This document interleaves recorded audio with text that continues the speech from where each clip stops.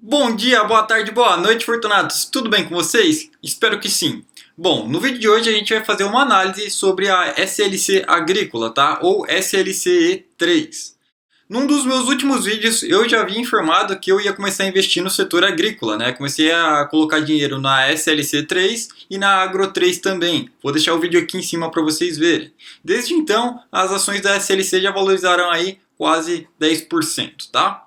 Bom, pessoal, então vamos lá, bora para análise, né? Vamos começar aqui falando um pouco sobre governança, né? A empresa atua no segmento de agricultura, ela possui um dos últimos níveis de governança corporativa, né? Ela faz parte do novo mercado com tag along de 100%, que é muito bom.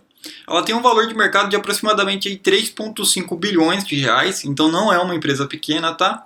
E tem um free float de 35% aí, que é uma liquidez bem razoável, tá, pessoal? Bom, aqui a gente tem as posições acionárias da empresa, né? Então a gente vê que o controle está na mão do SLC Participações SA com 53% das ações. Logo depois vem a ODEI Asset Management, né, com 9,7%, e 35,7% está na mão de outros, que são os minoritários, né? Então está relativamente diluído aí o capital da empresa, né? Bom, pessoal, antes de começar a falar do modelo de negócio da empresa, eu gostaria de ressaltar aqui que o agronegócio representa quase um quarto do PIB brasileiro, tá? Então, querendo ou não, o Brasil ainda é um país muito agrícola, o que traz ótimas perspectivas aí para o setor e para as empresas que estão dentro desse nicho, tá? Quase todo o material que eu usei para fazer essa apresentação eu peguei do RI da empresa, tá? O RI da SLC é um dos RIs mais completos que eu já vi, pessoal. Vale a pena entrar lá. Para quem não sabe o que é RI, RI é um site de relacionamento com o investidor. Lá você consegue encontrar balanços, história da empresa, diferenciais competitivos e tudo mais, tá? Bom, então basicamente nesse slide eles resumem como é que funciona o negócio deles, né? Então, o que? O que eles produzem, né? Eles trabalham com produção de algodão, soja e milho. Onde? Em 6 estados do Cerrado brasileiro. Como? Em área própria e arrendada, fazendas de larga escala, tá? E para quem? Tradings de ração animal, indústria têxtil e indústria alimentícia. Então é basicamente nesse setor, nesse nicho aí que eles trabalham, tá? O modelo de negócio da empresa basicamente se subdivide em 3 abordagens básicas, tá? A primeira é a operação agrícola em terras desenvolvidas próprias, e aqui eles citam, né, que esse modelo representa a maior parte das terras em operação da empresa. Foi um modelo original de negócio obtido através de décadas de aquisições de terras na região do Cerrado. A maioria das terras foi adquirida em estado bruto ou parcialmente desenvolvido, e ao longo dos anos, com a melhoria do solo e da produção agrícola sustentável, pudemos agregar grande valor a esses ativos. Então eles adquirem lá a terra bruta, né? Tratam a terra e começam a produzir nessa terra. O segundo modelo de negócio, né, a segunda abordagem é operação agrícola em terras arrendadas e joint ventures, tá? Então, ao longo do tempo, a SLCA Agrícola visualizou a oportunidade de maximizar a utilização de sua capacidade instalada através de contratos de arrendamento com proprietários vizinhos ou próximos às fazendas da empresa. São feitos contratos no período de 7 a 8 anos, pagos de forma indexada ao preço do saco de soja em reais. Para quem não sabe o que é arrendamento basicamente é aluguel, né? E joint venture basicamente são parcerias, tá, pessoal? Então, basicamente, ela aluga a terra e cultiva lá o que ela precisa cultivar. Isso acaba diminuindo bastante os custos da empresa, e assim ela consegue ter um lucro maior, tá? E também, por último aqui, né, a última abordagem é aquisição de terras brutas para transformação e venda. Então, a terceira abordagem de negócio da SLC Agrícola está materializada atualmente na subsidiária SLC Land Co., que foi criada em 2012 em parceria com o fundo Private Equity inglês Valiance. Trata-se do braço imobiliário da empresa, cujo objetivo é ser mais ativo no processo de aquisição, transformação e vendas de terra. Então, na verdade, eles compram as terras, tratam, né, transformam as terras e depois vendem. Então, essas basicamente são as 3 maneiras pelas quais eles conseguem ganhar dinheiro, tá? Aqui tem a relevância das culturas da terra, né? Então, aqui a gente consegue ver o portfólio da empresa. Então, 20% da área plantada é de milho, 27% de algodão e 53% de soja. A receita deles, 42% vem da soja, 52% do algodão e 7% do milho. E a representação dentro do EBITDA de cada um é 1% milho, 40% soja e 59% algodão. O que é interessante notar aqui é que somente 27% da área plantada deles é de algodão. Porém, o algodão consegue trazer mais receita do que todos e um EBITDA maior do que todos também. Ou seja, eles conseguem, o algodão traz mais valor agregado para a empresa, tá? E daqui a pouco a gente vai falar um pouco mais sobre isso. Bom, aqui nesse slide eles falam sobre as principais variáveis do negócio, né, e como a SLC se diferencia. Basicamente aqui são os fatores de risco da empresa. Então, ela tem o fator de risco do clima, né, porque o plantio depende muito do clima, né, pessoal? E ela fala que se defende através de posicionamento geográfico em várias partes do país, 3 culturas diferentes, né, que ela faz plantio de 3 coisas diferentes e variedades. Ela também depende muito do câmbio, né, pessoal? Porque é uma empresa que exporta produtos e ela se defende do câmbio através de uma política de hedge. Então ela vende contratos futuros e compra contratos futuros de dólar, por exemplo, para se proteger das variações cambiais. Ela também depende dos preços das commodities, tá, em dólar. Então, como que ela faz para se proteger disso? Ela faz política de hedge, como a gente já falou ali do lado. Ela tem uma capacidade de armazenagem para venda entre safra. E tem a diferenciação com algumas certificações, né? Essas certificações aí aumentam a qualidade do produto, que faz ter mais demanda por esses produtos certificados, tá? Aqui uma outra variável do negócio, né, que é a produtividade, e ela fala que ela se diferencia através de melhores práticas agrícolas, early user de novas tecnologias, ou seja, eles abraçam novas tecnologias primeiro, e ativo de terra diferenciado. Então eles falam que os ativos deles são bem direcionados, eles compram coisas que têm bastante valor, tá? Bom, esse slide aqui é bastante interessante. Ele mostra a estratégia da empresa em 3 fases, né? Então, as estratégias que foram sendo adotadas ao longo da história da empresa, né? Aqui também a gente tem um gráfico da área plantada em 1000 hectares aqui ao longo do tempo, né, pessoal? Então, a gente tem aqui a fase 1, né, que eles falam como o milagre do cerrado, que foi a formação do modelo de negócio, que foi da fundação até o IPO. Então aqui era 100% de área própria, era tudo terra deles, transformação de terra gradual, terra como reserva de valor e desenvolvimento de modelo de produção reaplicável. Depois disso, de 2007 até 2015, quando eles fizeram o IPO, eles classificaram aqui como janela de arbitragem para a conversão de terras, né? O IPO acelera o crescimento.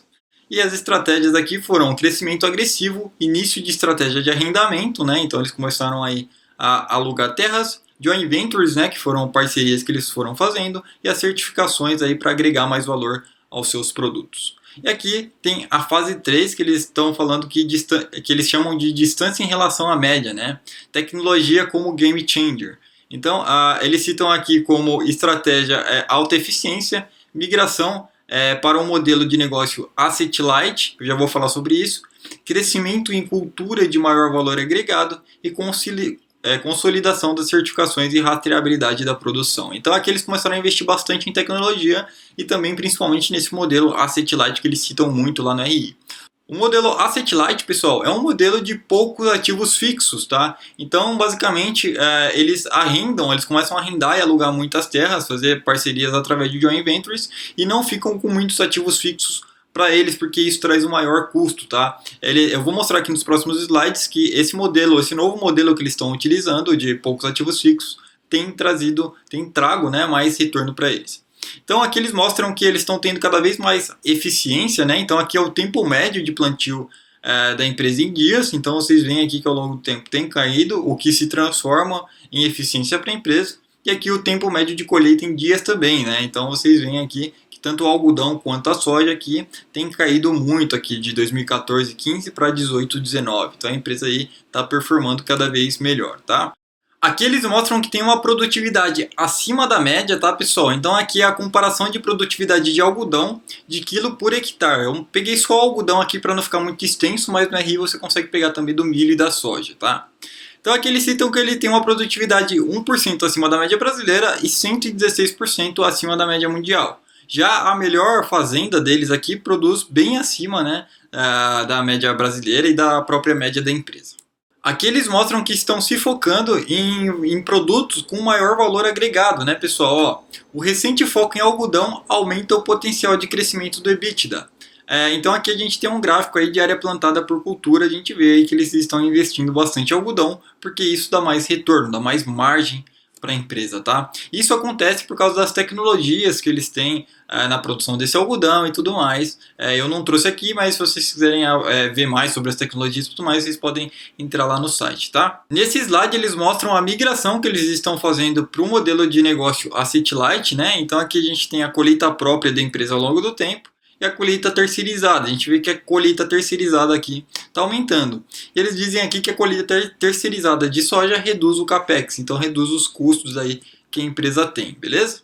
Bom, aqui nesse slide eles continuam mostrando a migração de negócios deles para o Asset Light, né? Então, ó, a safra de 18/19, 50% da área plantada oriunda de arrendamentos e joint ventures. Então, notem aqui que em 2006 e 2007 era praticamente tudo área própria plantada e atualmente é 50% área própria plantada, o resto é aqui esse marronzinho aqui é área arrendada e esse amarelinho aqui é joint venture, tá, pessoal? Então, notem aí que eles estão migrando cada vez mais para o modelo Asset Light. Esse slide eu achei bastante interessante, tá, pessoal? Onde eles mostram a apreciação das terras brasileiras. Então eles mostram aqui que nos últimos 10 anos as terras no Brasil valorizaram aí cerca de 159%. Isso que eles não estão nem citando que é com a melhoria da terra, com a compra da terra bruta e depois a melhoria, é apenas a valorização das terras aí no tempo, beleza?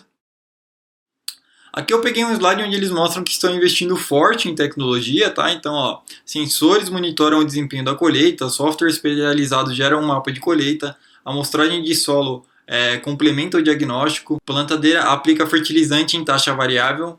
Esse investimento em tecnologia é a fase 4 aí do plano deles, tá, pessoal? Que a partir de 2020 aí eles querem fazer lá uma fase 4 lá com um investimento mais forte ainda em tecnologia, tá?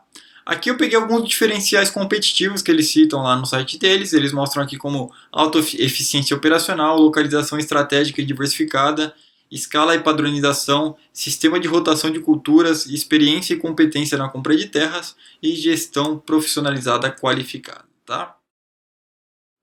Aqui nesse slide eu peguei um pouco dos últimos números da empresa aí. Então a comercialização em 1.000 toneladas aí de algodão.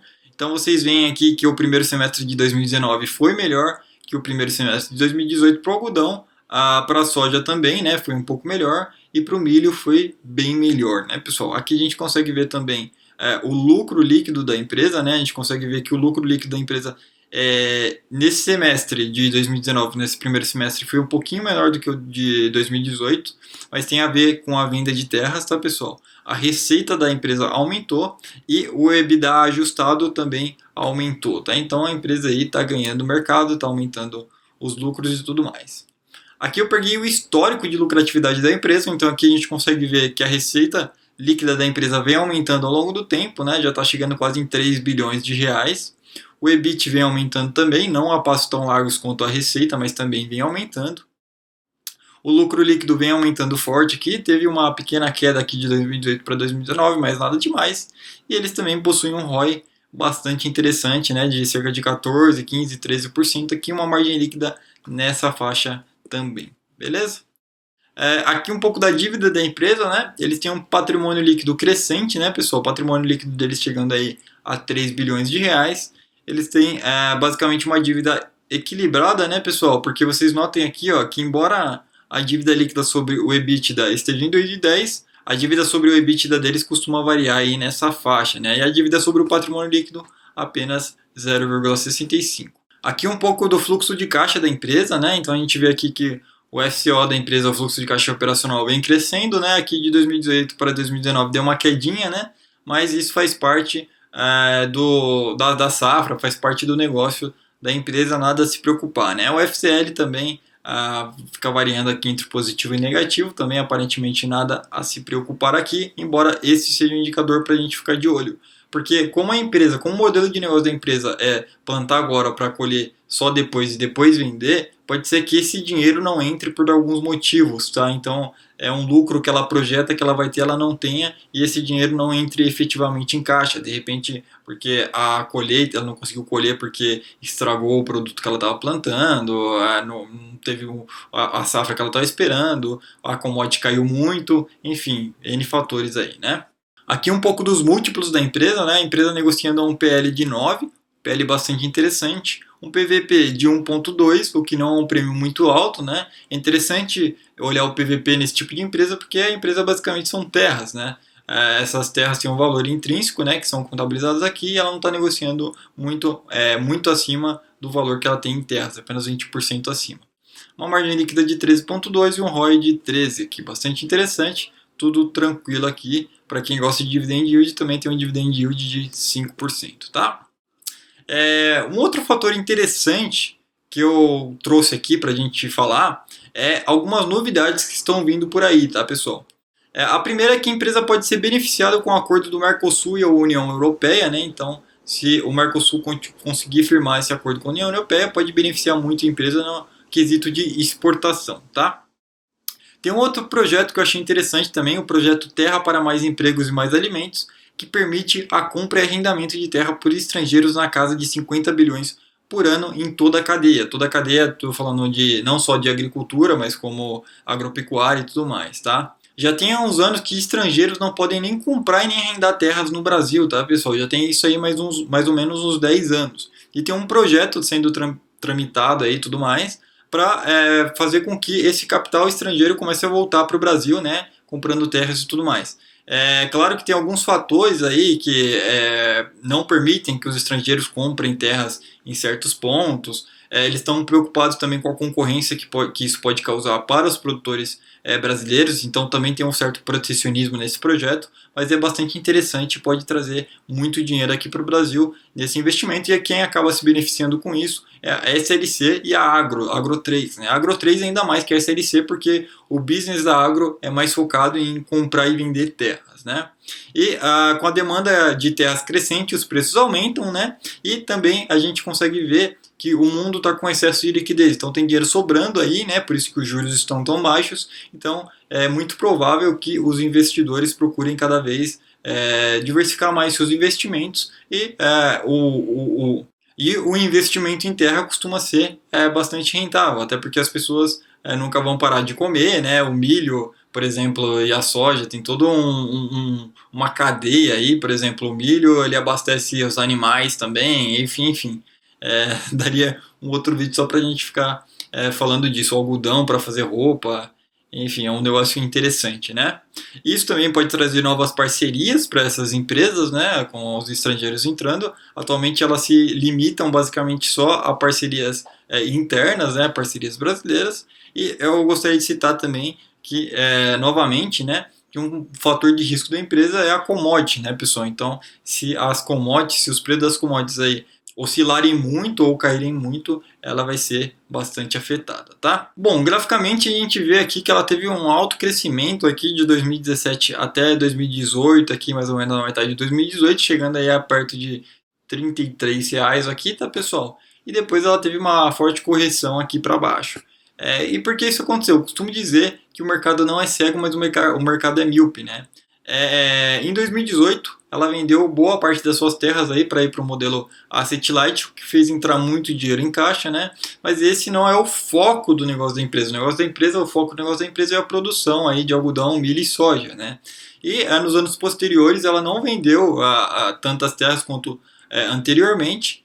E o mercado, eu acho que devido ao robô, né? Por exemplo, o robô vê lá que o lucro explodiu para cima, mas ele não sabe o porquê. E a gente sabe que foi por causa da venda de terra. Aí ele precifica a empresa lá para cima. Quando começam a sair novos balanços, que eles veem que o lucro não está aumentando tanto assim, porque aquilo foi da venda da terra, o preço se ajusta, né? Então atualmente a empresa está sendo cotada aí a 18,53, o que eu acho um bom momento para compra da empresa, tá? Eu tô com um preço-alvo nela em torno de 30,50, tá, pessoal? Esse preço-alvo aqui não é baseado em análise técnica, é baseado em valuation e análise fundamentalista. Então, basicamente é isso aí. Bom, pessoal, espero que vocês tenham gostado do vídeo, espero que vocês tenham aprendido. Se vocês querem se tornarem investidores mais avançados e mais lucrativos, a gente tem alguns cursos que eu vou deixar aqui embaixo. Não se esqueça de curtir o vídeo e se inscrever no canal. Até a próxima, seja fortunatos. Fui.